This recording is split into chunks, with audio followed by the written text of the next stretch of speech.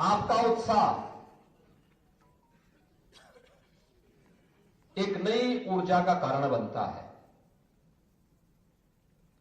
और ये ऊर्जा, यही तो सकारात्मक ऊर्जा है जिसके बल पर हम लोग उत्तर प्रदेश जैसे राज्य को आज सुशासन और समृद्धि की एक नई ऊंचाई तक पहुंचाने के प्रधानमंत्री जी के विजन को जमीनी धरातल पर उतारने का कार्य कर रहे हैं। युवा साथियों, आप सब जानते हैं, युवा ऊर्जा जिसके पास हो,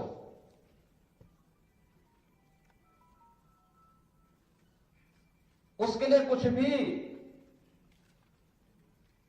असंभव नहीं हो सकता, यानी उसके लिए सब कुछ संभव है, क्योंकि उम्र ही ऐसी होती है जहां ऊर्जा भी है और प्रतिभा भी है। केवल उस ऊर्जा को सकारात्मक स्वरूप देना है। और इसीलिए सर्वपल्ली अटल जी ने कहा था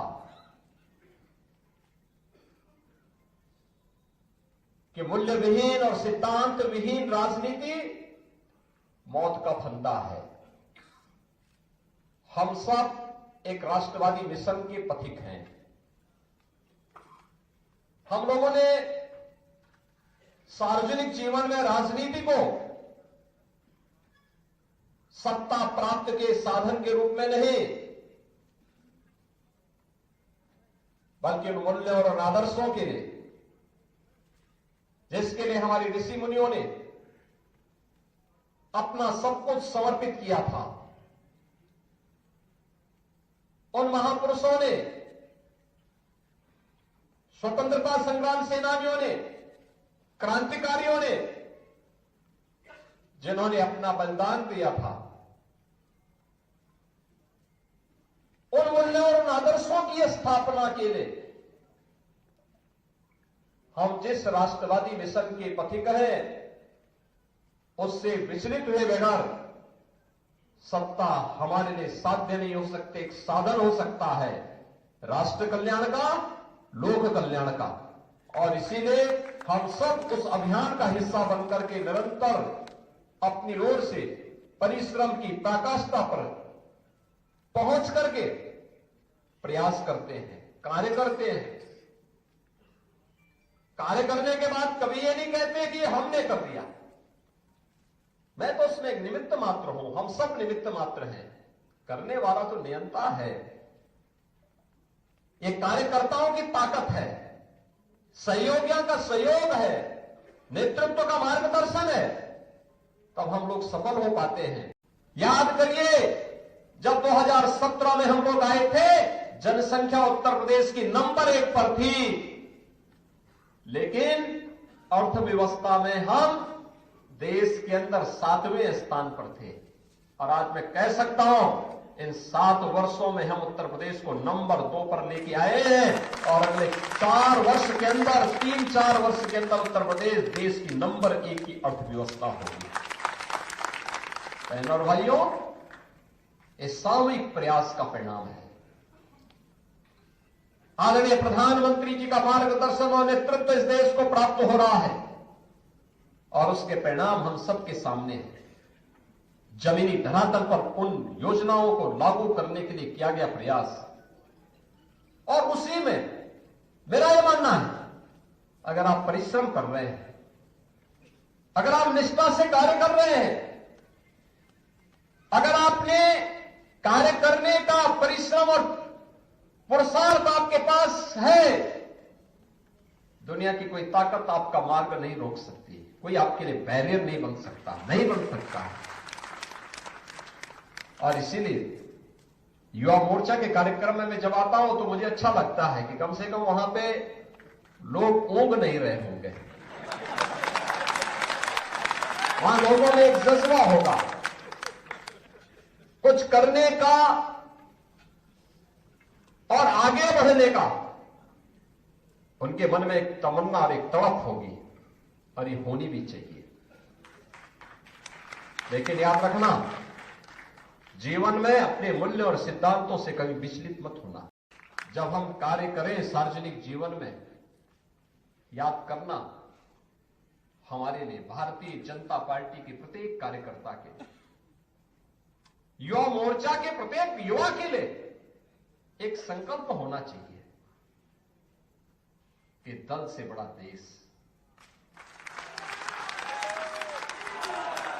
सब कुछ देश के नाम, मेरा हर काम देश के नाम, मेरा हर काम देश के नाम होगा। इसके बगैर हम सोच भी नहीं सकते। हमारा जो कुछ भी होगा देश के लिए, कोई जाति, कोई मत, कोई मजहब, कोई क्षेत्र, कोई भाषा देश से बढ़कर के नहीं हो सकती है। पहले देश है, फिर हम हैं। तब हमारा मत, मजहब, संप्रदाय, क्षेत्र, भाषा तब है। देश सुरक्षित है, देश सब सुरक्षित है। और देश ही सुरक्षित नहीं है तो फिर कोई सुरक्षित कैसे हो सकता है। और इसलिए देश के लिए पूर्ण समर्पण, राष्ट्रीय एकता, अखंडता के सामने आने वाली चुनौती के लिए हम सबको मिलकर के सामूहिक रूप से प्रयास करना होगा। आप देख रहे होंगे किस किस प्रकार की अफवाहें फैलाई जा रही है, कैसे कैसे षड्यंत्र हो रहे हैं, कैसे कैसे गुमराह करने वाली बातें हो रही हैं। जिन्होंने सामाजिक ताने बाने को छिन्न भिन्न किया, वे आज नकाब पहन करके फिर से गुमराह करने की मुद्रा में आ गए। जो लोग सामाजिक न्याय के लिए समर्पित महापुरुषों को अपमानित करते थे, आज वोट के लिए वे उनकी आरती उतारते हुए दिखाई दे रहे हैं। ये नजारे तो देखो इन लोगों के। आखिर यही समाजवादी पार्टी है। कौन नहीं जानता इनके चेहरे को। आखिर यही कांग्रेस है जिसने देश के अंदर सर्वाधिक समय तक शासन किया। और इनके कारनामों से कौन नहीं जानता है। बाबा साहब भीमराव अंबेडकर का सर्वाधिक अपमान इन्होंने किया। लौह पुरुष सरदार वल्लभ भाई पटेल का अपमान इन्होंने किया। इन महापुरुषों को भारत रत्न नहीं मिलने पाए, इसके लिए एड़ी चोटी लगाई। ऐसे लगता था जैसे भारत रत्न पर एक परिवार का एक अधिकार हो गया हो, उसी परिवार के सारे लोगों को मिलना चाहिए, बाकी किसी और को नहीं मिलना चाहिए। बहनों और भाइयों, जब भी इनको मौका मिला, कांग्रेस हो या समाजवादी पार्टी, ये तथाकथित धर्मनिरपेक्ष दलों को जब भी इनको मौका मिला, उन्होंने देश की कीमत पर राजनीति की है। यही अंतर है। ये देश की कीमत पर राजनीति करते हैं, हम लोग देश के लिए राजनीति करते हैं।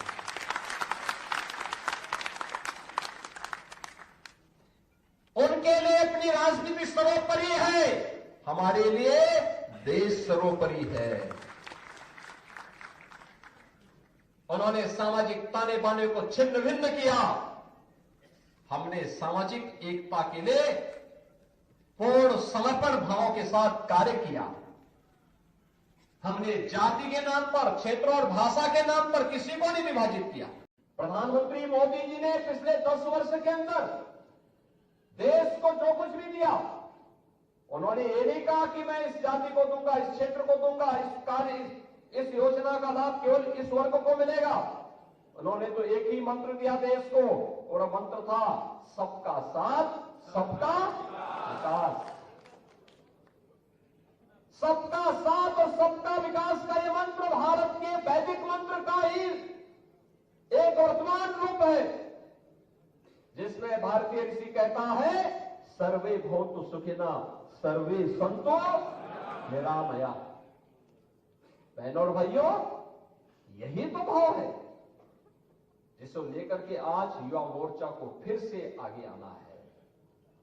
और मुझे प्रसन्नता है, युवा मोर्चा लगातार अपनी युवा ऊर्जा के बल पर, दम पर इस कार्यक्रम को, इस अभियान को आगे बढ़ाने का काम कर रहा है, लगातार कार्य कर रहा है। मैंने 2022 के विधानसभा चुनाव के दौरान देखा, युवा मोर्चा अलग अलग स्थानों पर अपनी रैली के माध्यम से, कार्यक्रमों के माध्यम से युवा चेतना को जागरूक करने के लिए निरंतर प्रयास किया। लगातार हर अभियान का हिस्सा बनता रहा। अभी हर घर तिरंगा कार्यक्रम में लखनऊ में भी मुझे युवा मोर्चा के कार्यक्रम के साथ जुड़ने का अवसर प्राप्त हुआ था। और 13 अगस्त को जो कार्यक्रम हुआ था, कितनी बड़ी संख्या में युवा लखनऊ के अंदर, प्रदेश की राजधानी के अंदर उसमें सहभागी बने थे।